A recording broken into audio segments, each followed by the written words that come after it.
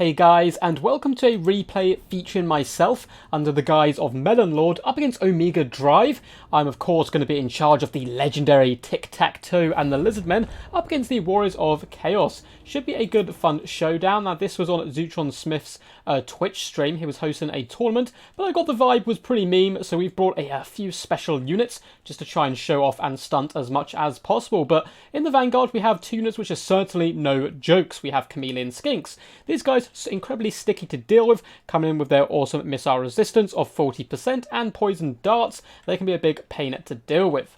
In the main battle line, dotted all the way along, we've had to go relatively cheap and cheerful. The central portion is Saurus Warriors, who can do very decent work up against Marauders and hold Warriors of Chaos back, but the flanks are only supported by some light skink cohort, here just to make the line a little bit wider. And they're going to be protecting a bit of a range course. We do have one unit of the Umbral Tide, regiment of renowned salamander hunting packs here. Super cool guys, come with that burning anti-large damage, one of my favourite units in the game, and how can you not love a good old fire doggo. We also have their spiky cousins, the Razordon hunting pack on the right hand side. No Maxon Barbs. I might do a video on Maxon Barbs relatively soon and try to find a bit of a niche for them, but just the basic ones here for now. They have a little bit more armour piercing than the salamanders, but of course don't have that such nice damage versus large. We also have an Arc of Sotek triple chevroned up. Now the Arc has had a tiny buff, it's still pretty hopeless, but it's a fun centerpiece for any build, and it's quite a cool model as well. I actually like the snakes kind of slithering out of these little tubes here. Now in the back lines we do have the mighty Lord Croak, and Lord Croak is what he says on the tin. He comes in with Supreme Shield of the Old Ones, and apart from that he's going to be delivering Itza to the enemies, and if my opponent has gone rather elite he can certainly do some big burst damage. Now we do have a bit of a flying core, led of course by Tic-Tac-Toe, and it wouldn't be a thematic Tic-Tac-Toe build, as he is Master of the Skies, without a little of an air core. So we do have him. He is completely naked because most of his items are completely overpriced and relatively poor. He's going to be bodyguards here are the Colosson Hunters, the regiment of renowned Repidactors, who can certainly tear large threats apart in very quick kind of isolated pockets. We also have Pterodon Riders and the Pohawks Sentinels, regiment of renowned, who have some really awesome rock drops. And that's going to be it for our build, so pretty fun stuff. Let's see what our opponent has brought to the table. We have some Chaos Marauders dotted along the front line. Cheap, cheerful, happy to be here, can go toe-to-toe and slaughter skinks very quickly. They'll struggle up against Saurus Warriors, but they can at least pin them back and wrap around with their superior numbers. Over on this left-hand side, we have some Chaos Warhounds with poison, and in the centre of the build, we've gone a little bit more elite. Chaos Warriors with halberds, and Mirror Guard going to make a little bit more of a challenge for the Saurus Warriors all round. Over on the right-hand side, or a little bit further back in his deployment zone, we have some Chosen with great weapons, bad to the bones, elite infantry, and these guys are so good in so many matchups, and because they have such fantastic stats and those great weapons, they can really give a big number over dinosaurs as well as tearing apart Saurus, Temple Guard, and the like. We also have some Chaos Warriors with halberds in this right-hand side. More Chaos Warhounds on the right-hand flank. I'm going to be supporting a little bit of a skirmish core. We do have 3 units of Marauder Horsemen with throwing axes. Again, fantastic at taking down dinosaurs, and can also do pretty decent damage up against Temple Guard if they're allowed to stay in kind of sustained firing positions for a long amount of time. With an Exalted Hero up on his Manticore here, good hit and run character, and Prince Sigvald the Magnificent. Now I don't think I've done a video on Sigvald since he came out, maybe one, but he's certainly been buffed quite a lot. Stand or Die, Heroic Killing Blow, Slippery, and his healing here from the Auric Armour, and of course the fact he's immune to psychology makes him incredibly tanky now. He's an absolute beast. He doesn't do the most damage output, but he's just not going to die basically unless you throw like a Dread Saurian at him.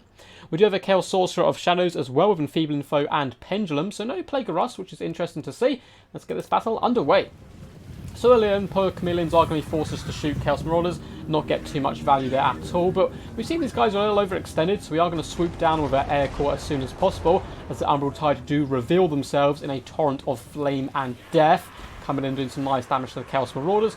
Arc of Sotek's going for a bit of a wander as well, just looking to run these guys over as quickly as possible. It looks like we are going to be seeing a big old pendulum coming down, but luckily we managed to dodge the worst of it here, as the engagements do start to form all across the battlefield. Our air core does quite happily devour these Chaos Marauders, although some Warhounds are darting over to help support. And here you can see, well, honestly the first was kind of a mishap from me. The Deliverance of Itza does not affect friendly troops, and for some reason I thought it did at this moment, so I kind of deployed it a little bit back, but still did some okay damage.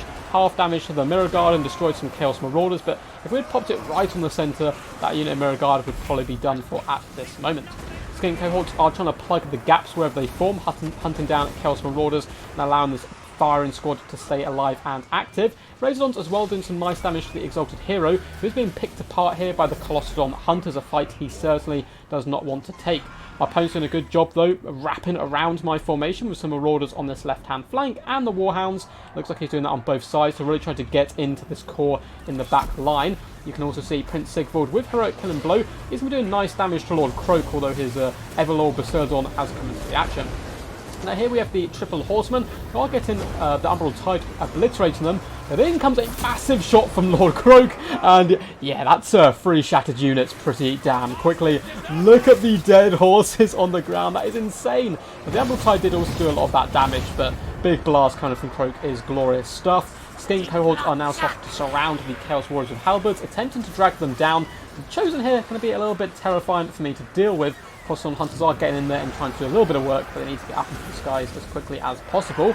We have managed to completely rout the Exalted Hero as well with our little Air Goon squad, who's now going to be floating down trying to hunt that Chaos Sorcerer of Shadows and break him off the field. Prince Sigvald is quite happily just chugging his way through some Chameleon Skinks. Supreme Shield of the Old One has been popped, and they're going to be trying to pull back and kite where possible. Chaos Marauders though, and as well as some Chaos Warhounds, have started to shut down the Umbral Tide. So Lord Croak and Tic Tac Toe are going to be flying in here to try and deal with these guys where possible. But there's a lot of Poison Warhounds now going to be slowing down the Umbral Tide. Looks like the Razordon Hunting Pack having a little bit better of an escape, however. We've got to pull wide here and fire into the mists of the enemy. Pterodons are trying to dart but to the back lines as well, once again to try and keep our hunting packs alive, as there's some of our only real heavy hitting units here. Saurus Warriors are slowly getting dragged down now by a mixture of Chaos Warriors with halberds and Chaos Marauders as well. Well, they've not done too bad for themselves, only 7 kills actually as I say that, so not too good on this unit on this side. The one on the other hand though is up to 31 kills, a little bit better for themselves. Although it looks like a nasty pendulum is about to come down. So Umbral Tide has been forced off here, and my opponent could take these Chaos Warhounds and shut these guys down for good, which I think would be a very good play. But it looks like he's trying to hunt down the Razors on the hunting pack where possible, getting a little greedy perhaps, trying to hunt down both hunting packs in one go. He's not doing a too bad job of it, but with Tic-Tac-Toe in here, as well as some Pterodon Riders, these Chaos Warhounds are starting to rout. And it looks like that is going to allow the Umbral Tide to come back to the fray. However, Lord Croak is being shut down. Prince Sigvald simply chasing after that booty. And who has a better booty? That is the true question here. Lord Croak or Sigvald the Magnificent? I'm not going to leave that one to your guys' imaginations rather than try to give a verdict, I think. Saurus Warriors beating back the elite in the front line. That is because Lord Croak did do a little bomb spell as well to help out. Chameleon Skinks now going to be unleashing all their ammunition into the Mirror Guard, and halberds trying to force them off the field for good. We have a big pitched engagement here. Tic-Tac-Toe coming in for those glorious snipe attempts on Prince Sigvald, who is just wandering through, flapping the wings left, right and centre. But now because Footlords do stand on their feet a little bit more, of course just as I say that he does go down, but because they stand on their feet a little bit more, Pterodon Riders aren't going to kind of shove them over and push them around as much as they once did. So Sigvald is basically taking 0 damage here. At this point in the battlefield, things are looking a little bit hopeless. We don't really have anything left to kill the tankiness of the Prince. Looks like we do have another Deliverance coming in, however, doing some damage to some Chaos Warriors, and yeah, does okay stuff. I didn't save up for another medium blast. We've done 2 small ones, and I don't think that's the right idea. I think you should always do at least medium, personally. We'll have to wait and see if how much Lord Croak can do in the endgame now. So Prince Sigvald is now dueling the mighty Tic-Tac-Toe. Supreme Shield of the Old Ones is up and active, giving us some lovely 44% damage resistance, but the Prince still is going to take no damage. Tic-Tac-Toe, his main properties are the fact he's hard to kill, and he can just kind of fly around and kite lords and maybe occasionally snipe out a caster, but he's not going to be able to fight, you know, a melee character on the ground. It's simply not going to work for him. He doesn't have enough punch, so he's having to fall back and kind of let Lord Croak just scoot away. So we try to do the damage to the Prince using the Razordon hunting packs. And at this point now I've kind of decided maybe I should just leave the Prince and try and focus down the rest of the build and maybe surround him in the end. He's not unbreakable, so maybe we can surround him, force balance power in our favour, and then hunt him down. Chameleon Skinks have run out of ammunition, which is bad news for them, but one unit which hasn't run out of ammunition is the Bastillodon, coming charging in and sending Marauders flying here in a glorious fashion. This little Skinks riding dirty on the side is going to be Kobeing those javelins. You know, I think those javelins apply poison as well, which is pretty funny stuff. And you can see the sneaky snakes as well have been unleashed by the beast. Chaos Marauders going to be taking that poison damage. and maybe getting routed or terrified off. Although some Chaos Warhounds of Poison themselves do try to get engaged, but they're terrified from such a ferocious combatant. Over here, though, in the main kite game, Terran Rider's been chucked in desperate attempts to hold back the Chaos Onslaught as Raidons consistently try to reposition, although Prince Sigvald is hunting them down rather successfully. And at this point, it's pretty much game over, I think. We have managed to shatter some units in the back line. A lot of the Chaos Warriors are breaking, but once again, Prince Sigvald, there is nothing that can kill him here. Even if we chuck every single one of our units at him, I think he would quite happily tank it. Maybe if we can get fantastic fives from the Raised on the Hunting Packs into him, there's a chance. But there's quite a lot of Chaos Warriors and units left active that can kite the Raisons back, not allow us to get that consistent damage we need on Sigvald. See, we did do a little burst on the Chaos Warriors with Halberds, but they're going to carry on marching as well. I'm going to fast forward it a little bit as I do, fight to the death and try to pull as many of my units back as possible and get in some shots. Lovely pendulum coming down by my opponent, doing some okay work to the Razor on the Hunting Packs, who are simply just trying to outrun Sigvald here, but Sigvald does not care. He can hike all day, I believe. Does he have perfect vigor? For some reason I think he maybe has perfect vigor now, who knows, but that's a pretty cool end shot for him there. You can see him holding his sword up in victory as the forces of chaos do claim victory. Now, that was a real fun game, well played to Omega Drive, and once again, guys, this was on Zootron Smith's Twitch channel, so feel free to go check him out as well. It's a really fun match, so I hope you guys did enjoy. If you did, feel free to give the video a big old thumbs up and subscribe for more Total War Warhammer content. Now, we've had quite a lot of Lizardmen games on the channel recently, so I probably won't do any more for a little while, and this, obviously isn't a very competitive build, but it was certainly a lot of fun, and we nearly managed to make it work. Tic-tac-toe, again, I've kind of said my pieces on Tic-Tac-Toe multiple times. I think he is an okay Lord, but if you don't want to get your Lord sniped, but he has very little impact on the battlefield, as you can see. He did manage to do 700 damage, however, with some cycle charging, but he obviously can't go toe-to-toe with any of these characters. Even a Chaos Sorcerer off on a Manticore will probably beat Tic-Tac-Toe relatively comfortably, unless you bring his buffs, but his buffs are really situational. Lord Croak coming in, of course, with nearly 20,000 damage dealt, deleting units left, right, and centre. However, he still is very expensive.